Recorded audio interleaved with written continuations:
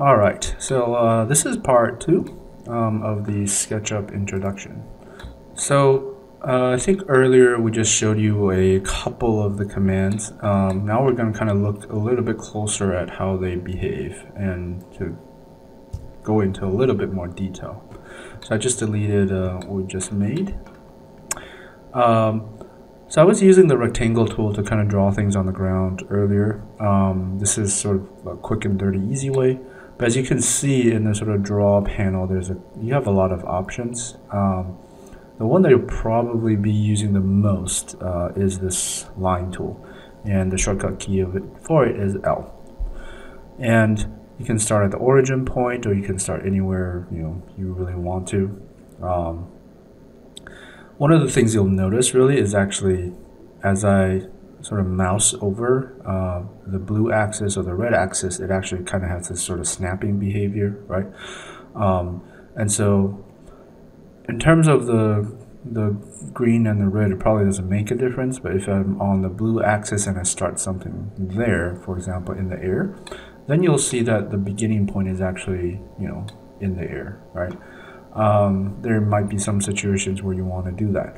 But in particular, what I'm trying to point out here is that when you're sort of doing this, it also exhibits the sort of ortho tracking behavior or polar tracking behavior that AutoCAD also has, right? And it'll show you, right now it says on red axis, or if I hover in this direction, it'll say on green axis. That means this line that you're drawing right now is parallel to the green axis, right? It means it's flat or perpendicular. Now, if you hold down the shift key, that actually constrains it, which is a really nice way to kind of make sure that you're drawing things in perpendicular. So, for example, I can just sort of pull the line in one direction, type or do this, right, and type 10 feet into the input, and that's a 10-foot sort of line, right? And this, I'll do 10 again. Now, the way you kind of use the shift is that once you've constrained it to a certain direction, then you can use that to kind of snap to other parts of your drawing, right? So here I'm snapping to the sort of midpoint here, and you can actually see the distance on the lower left there is 5 feet, or here I'm snapping to the other end, right? So I can click there and then click that, or click the end to close it. And you'll see that when you close something like this, it automatically fills in the surface, right? So if I'm drawing anything on the ground or on the sort of XY plane, I can actually just very easily draw some fairly complex, shapes. And they will align, right, if you kind of have the right angle and you're keeping your sort of snapping behavior consistent, right? And then use the push-pull tool, snap to there. Well, actually, no, I don't want to do that. Pull it above. Okay, and I'm just going to double-click that to select it and delete it out. Okay, so what I'm trying to do here is I'm going to make really quickly a wall, and the person scaly disappeared. So this is the circle tool. And I'll just use it to kind of really make a, let's say, 6 foot tall. Okay, so that's roughly what a 6 foot tall person would be. And now, for example, this is, let's say this is going to be the beginning of my armature construct, whatever, for Design 3D Project 1. Now it's a little bit too small.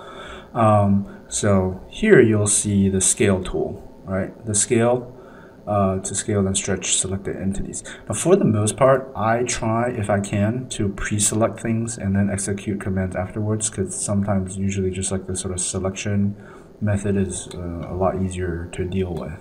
Right, so I'll try to find an angle that works for this sort of crossing selection, so I can select everything, or just triple click, right, and that selects basically everything. Now, then I'll click on the scale tool, which will bring this up. Scale tool is kind of interesting because you can scale it in many different directions, and depending on where you're hovering it. So this is a uniform scale opposite point. This is a sort of scale in, let's say, different directions, and so you can sort of actually kind of play around with this. So this actually scales only in one direction. Right? It only makes it fatter. This will only scale it that direction. And so very quickly you can kind of learn the behavior. But if you want to scale it like at a factor, scale factor overall, you want to pick this sort of diagonal one. So you can click it, and you can, on the lower left you'll see what scale it's scaling at, or you can just sort of wing it, and you can still move your screen while you're at it, or zoom in and out to get a better sort of idea. And roughly, I guess that looks like something like, let's do 4, enter. Right, so you're done with the scale, and then you can finish out the command like that. Okay, all right. So there are many different ways of editing or working with the volumes here, but one of the things that we do kind of suggest is that, one, organize your layers. So in this case, I will make here, and if you kind of forgot where this was, right, you can always go to the view toolbars and find the layers dock, which is this one. Okay, on the right side here, here's the layers manager, and this will look very familiar. It's kind of a much more simplified version of the one you see in AutoCAD. So I'll just add a new layer here and say armature. This color really doesn't matter. This color is just like an organizational thing. You'll see in a little bit. But I can basically, for example, I selected all those guys, right? And I right click on it. And if I go to Entity Info here, I can switch this to the armature layer. So now all those guys are on the armature layer, and I can show and hide it using the layer control, right? I'm still drawing on layer here 0 at this point. So with that in mind, let's look at a couple ways of, let's say, drawing stairs. Now, let's move this guy around, out of the way, okay? So obviously you can start by using the line tool and just sort of, drawing stairs on the surface, like a little bit haphazardly, like I am right now. Right, this is, sort of undisciplined. There's no scale to it, and stuff like that sometimes happens. And yes, I can still finish this, right, and then pull this out, and it's a stair. But that's usually probably not what you want to do. Usually what you want to do is you want stairs to be measured, right? And so in terms of like setting out things to help you measure, that's where the tape measure tool here helps a lot. Now the tape measure tool, there's a couple different behaviors that kind of work with it. You can use it to measure distances. So if I'm just curious about how far this is, and I'm just hovering over it, right, 24.5. Once you click on the other end, then the measurement just stays in the lower left, right? And so this is a 2 foot 7.5 inches wide, right? And we can change that a little bit. The other thing it's really useful for is making basically reference lines, or as in the sort of design speak that you're used to, registration lines almost. And so you'll see that when I click on one end and I go into space like that and I click, basically that's a reference point. And I can enter those as distances, right? Now when you think about it, for example, a stair, usually the step is something around 9 to 10 inches, depending on how steep it is, right? So let's say, for example, I'm going in, and this is the same sort of tracking behavior you usually want to use, and I'll go, let's say, 10 inches in, and you'll see a little dot here right now. That's a guide point that you've created, basically, by using that 10 inches. And now if I use that as a beginning point and start and go upwards, right, you see the blue sort of thing, right, the blue tracking behavior, and then do 8 inches, and that's the rise, okay? And so you can basically sort of do that. This is one way of doing it. And then you can go another 10 and sort of map this out a little bit, right? Now then you can actually use the line tool. You know how far this is, right? And so you can just sort of copy and trace that. And so I'm trying to select basically this segment and this segment. And so I'll use, instead of doing the lower right to upper left sort of crossing, I'll use this. And that basically selects just those two, right? And then I'll use the move key. And if you look at the lower left, you'll see control here. You'll see the control to toggle copy option. So what I'm doing here is actually holding down the control key. And you'll see that this sort of little, or actually click it to toggle it. You'll see this little plus sign show up on the lower right of the cursor. And if you click it again, or you type it again, then it turns it off, right? So it's a toggle. And what that does is that it toggles the copy mode for the move command, basically. And it's basically SketchUp's version of the copy command. So now I can do, whoops, that one I missed. Do that. And once you've gone, you know, actually, it's probably a good idea, like once you've gone a specific distance, actually to just do that to make it go faster. Move command, or move tool, toggle the control, right? And do that again. To, you know, wherever, you know, it really needs to be. And that's just going to be sort of a guesstimate for what a 4 should be. And if you really want to know, then you can use, obviously, the tape measure, go vertical, and say, let's say 12 feet.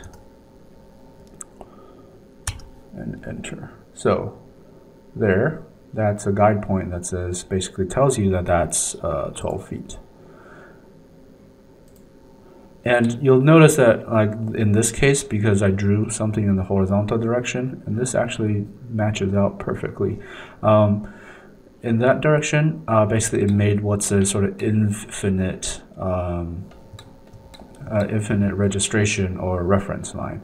And this is the same behavior if you have anything, if you're using the sort of tape measure and you're drawing things on the ground, or you're trying to lay out certain lines on the ground.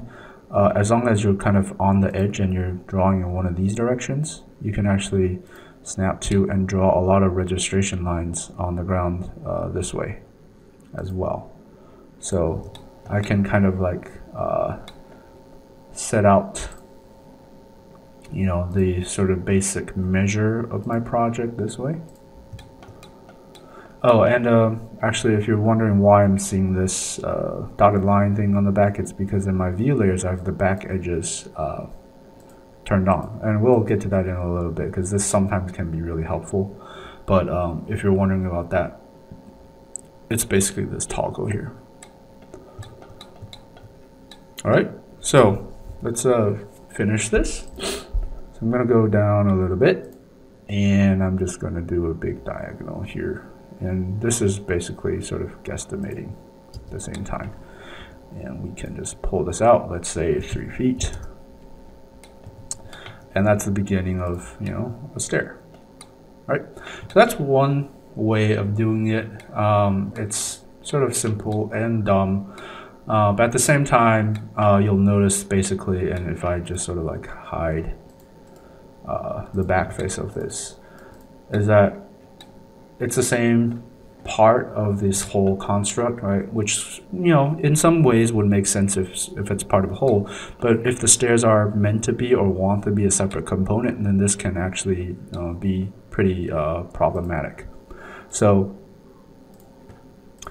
another way, really, is to both try to draw the stairs on a separate layer, but also to kind of model them in groups separately, right? Okay, now let's look at an alternative method of creating these stairs. You know, like we saw earlier, you kind of wanted to avoid everything being jumbled together into one sort of big continuous surface, because sometimes that will make it very difficult to edit.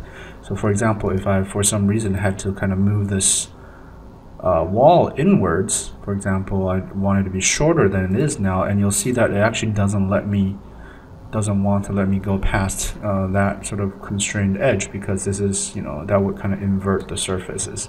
So in some cases you actually, you know, or in a lot of cases you actually want to try to separate your different elements. Now sorting them into different layers is the first step, but it's not it's not the only way, or it's not the recommended way at first. So here I'm just making a new layer for my stairs, for a new stair layer. And if I make it an active layer, so now I'm drawing on the stair layer, let's see what happens. So if I make, I'm just sort of making a rectangle on the face, and I'm pulling out as much as, you know, what a tread would look like. You'll still see that in this case, I'm just sort of trying to move myself into, whoops. Sometimes you'll get sort of lost in it, right? Having a selection helps, but you'll see that, okay, you know, that's still part of the larger, you know, mesh balloon, if you will. So that's not the most ideal way to actually go about this. So what I want to do here is actually to just do this on the ground first, and actually let's just use the line tool and then just draw it in one direction 3 feet, this direction let's say 10 inches. Oops, I did 10 feet instead. 10 inches, back, close it. Alright, so that's a sort of little thing. Push and pull and do 4 inches.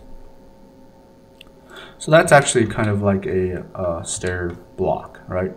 And if I hide it, oops, if I hide the armature disappears. This is on its own sort of stair layer, right? And I'll kind of go through the same relative process that we went through earlier in terms of using the tape measure to help me map out, right? But this one is sort of easier because I can just go up and say 8 inches, and that's the reference point.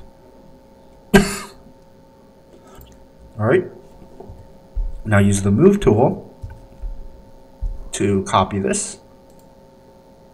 Actually, I'll copy both.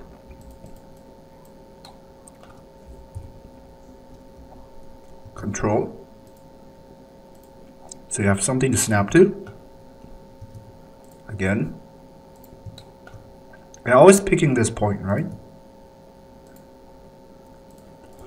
Once you have a decent number, you can always select them all, move, control, copy. And then make it go faster again. Control, copy.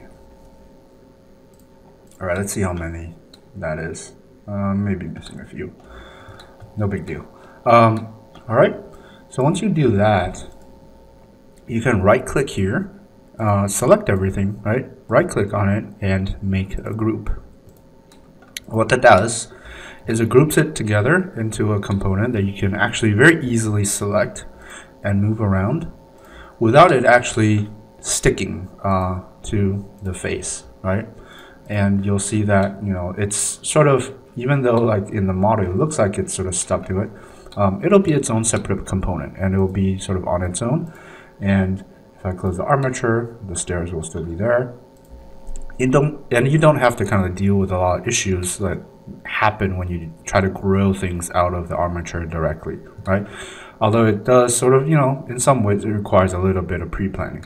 That doesn't mean like we can't really save this. If I really want to do something similar for this guy, I can still do that. So basically you want to kind of try to select it as much as you can. Want to deselect the stuff that you don't want to move out, right? And basically what I'm trying to do here is actually copy it out. So move, control, copy, make a separate copy of it, right? Okay. Now, if I made a separate copy of it, now this is actually kind of, you'll see the backside of it is open. That's easy to fix. But what you want to do is actually just delete this. And the angle for this might be a little hard to finagle at first, but do that and delete it by just using the delete. So you'll see that you get this hole there, right? And this is exactly what you don't want. It's kind of annoying to deal with. And so you can just use the line tool and it'll close. And you can always sort of go back and just use the eraser, to erase out that stuff that you don't want. That. Or you can just select them all. I sometimes pre-selecting is easier because you could see I accidentally deleted some of the lines in the back there. And then turn around and just sort of actually just draw any of these lines, which will close it automatically, delete it, or erase it. Right? Select the whole thing, right click, make group, voila, and then you have another group that you can basically sort of move around and position really where you want. All right. Now, I remember that this was roughly, let's say, yeah, okay. So this was roughly where our, and I'm just drawing this out just so I can kind of visualize it. That this is roughly where the floor was. And so you can see in this case, we're missing a couple steps, right? So now a group's been created, you can always just double click into it and you'll see that everything else gets sort of grayed out. That means that you're sort of in the group edit mode. Okay, so now you're just editing the group itself. If you double click outside of it, it brings you back. So this is a really quick and easy way to like shift into this mode. And I'll just select everything that's associated with this. And this mode, the sort of upside of this mode also is that it prevents you from accidentally selecting a lot of the other stuff, right? While in the background, while you're sort of in this mode. So in this case, I want to do that and move, copy. Let's see, do a couple of these. This one didn't, oh yeah, no, it did. That basically is the last, roughly the last step. And exit out. So you can still go back and actually edit these groups really, really easily. All right? And so, for example, in this case, I probably just want to make a landing somewhere. Let's see, and then go down, and I'm using these sort of constraints to snap to certain levels. Maybe push this back a little bit, let's say 4 inches. Okay, make an opening for it somewhere and make it 8 feet. Oops. 8 feet. Push it over. Push and pull. Pop it through the back. And this part is a little bit too fat, so let's do that.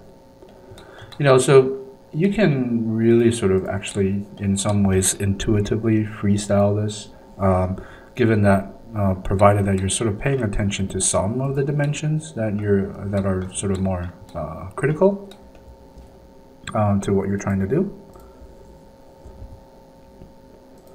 And let's see.